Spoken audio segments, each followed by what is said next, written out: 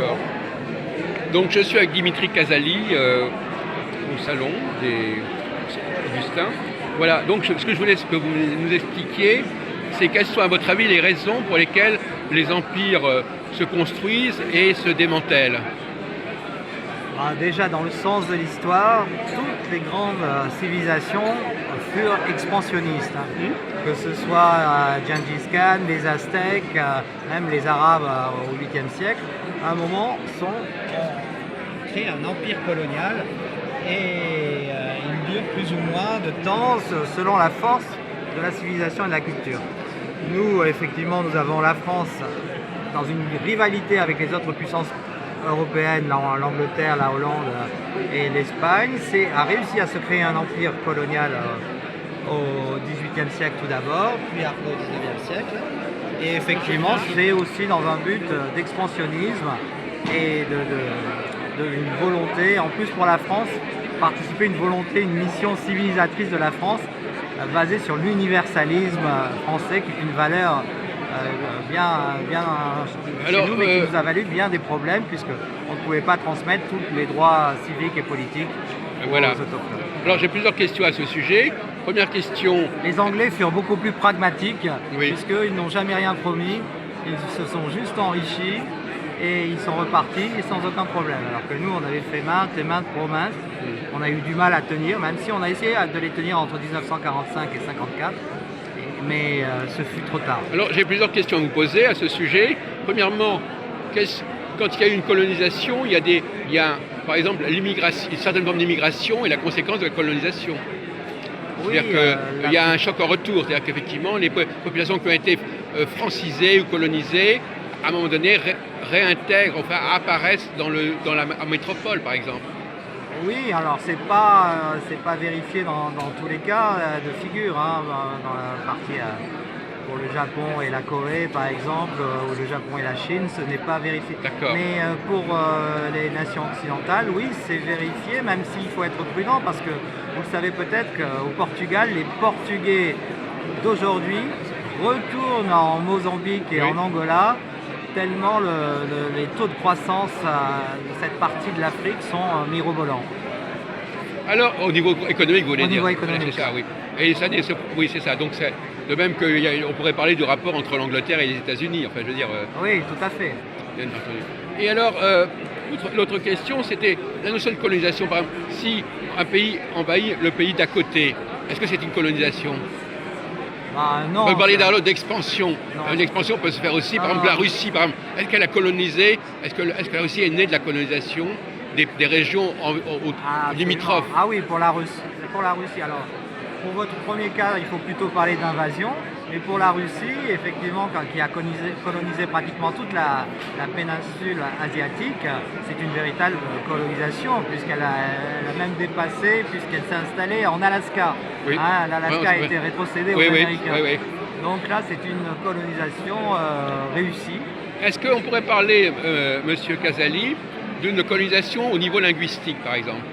Alors voilà, ça c'est ce que je disais ce matin sur radio, effectivement. La colonisation française a permis une chose qu'on ne peut pas nous enlever, c'est l'expansion de la langue française à travers le monde. Et aujourd'hui, plus de 750 millions de locuteurs, enfin en 2050 plus exactement, en Afrique, parleront le français en 2050, qui fera du français la troisième langue parlée dans le monde. Donc on peut parler d'un aspect positif de la colonisation.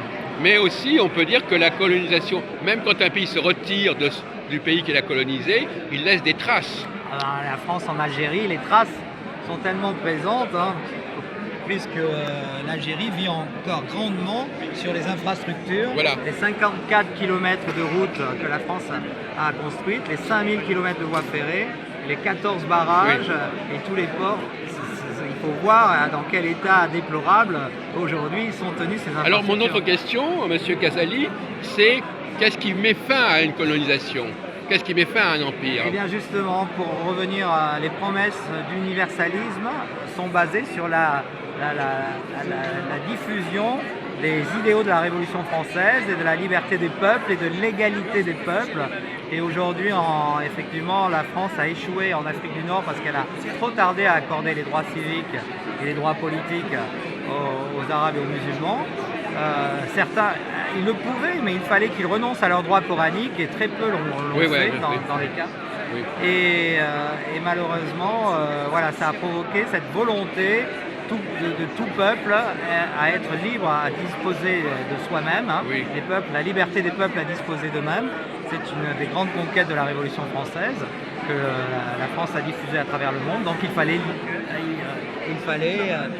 respecter ce genre de valeurs. Alors, pour prendre un autre exemple comparatif, par exemple, le phénomène de 1989 avec la dislocation du bloc soviétique en Europe de l'Est.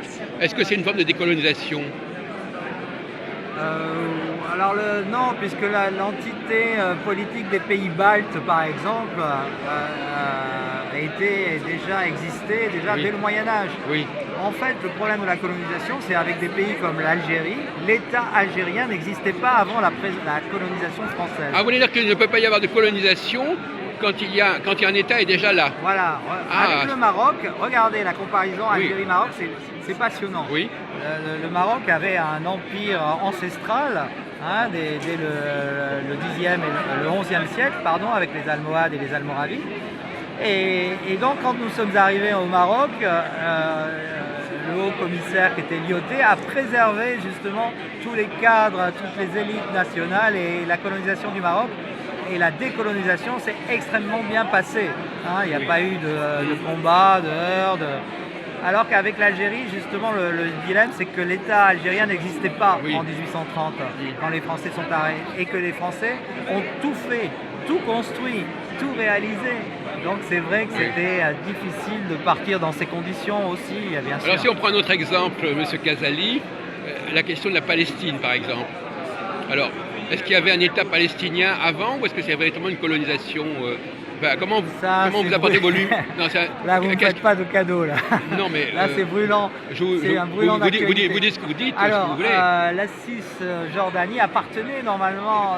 la création, ce sont les Occidentaux qui, avec les accords Sykes-Picot de 1916, ont créé le Moyen-Orient. Oui. Les Anglais avaient la Jordanie, justement, et l'Irak, et les Français, la Syrie et le Liban, qu'ils ont véritablement créé. Malheureusement, dès 1945-46, il y a eu des problèmes supplémentaires, en plus des indépendances de ces 4 pays que je viens de citer, avec la promesse Balfour, effectivement, de 1917, de créer un État israélien qui a été reconnu par les Nations Unies, effectivement. En 1947. Donc, normalement, on devrait respecter en 1947 l'accord des Nations Unies, et effectivement les nations arabes doivent reconnaître l'État d'Israël, c'est leur devoir. Encore faut-il, effectivement, là c'est difficile que les Israéliens se retirent des territoires occupés. Oui, d'accord, oui. Avec les colonies en Cisjordanie. Alors je voudrais quand même vous suggérer une autre hypothèse concernant pas la Palestine mais concernant la décolonisation, à savoir que les pays colonisés se retrouvent dans un ensemble et ils ne veulent pas éventuellement être mis dans le même sac les uns par rapport aux autres. C'est-à-dire qu'il peut y avoir des tensions avec la puissance colonisatrice, mais il peut y avoir aussi des tensions entre les différents éléments de cet empire qui ne veulent pas être mis ensemble, si vous voulez, en quelque sorte. Ah oui, ça c'est plus l'Inde avec le Pakistan. Oui, mais aussi même en Europe de l'Est, d'une certaine manière, ou même en Afrique, peut-être des volontés ou même le printemps arabe. Mais il y a un processus nationaliste, de rapports conflictuels entre les différentes nations colonisées par le même empire, et qui ne sont pas uniquement en confrontation avec l'empire, avec le pouvoir central. Mais c'est le propre de la définition des empires, l'empire ottoman justement, puisque le problème du Moyen-Orient est basé sur l'éclatement de l'empire ottoman qui tenait plus ou moins toutes ces provinces avec fermeté au XVIe siècle et XVIIe siècle, et après, devant sa déliquescence, l'homme malade de l'Europe, comme on disait, ne pouvait plus tenir ses...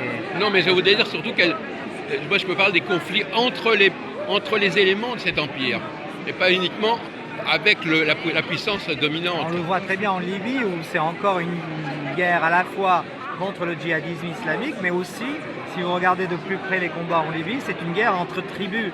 Donc vous voyez, dès que l'État disparaît, dès que l'empire disparaît, les instincts ancestrales, tribales reviennent. Mais on peut dire l'inverse, on peut dire que c'est les instincts tribaux qui font disparaître l'empire. Ah ouais. On peut inverser la il est très dynamique. bien celui-là, il vient de sortir. Oui, je vous ai entendu l'autre jour, c'est indifférent. Oui, voilà, tout à fait. Vous voulez une dédicace? Oui, je veux bien. Bon. Voilà, excusez-moi. Merci, monsieur. mais je vous en prie. Voilà, je crois. Bon, là, vous avez pas mal d'éléments déjà. Voilà, merci beaucoup.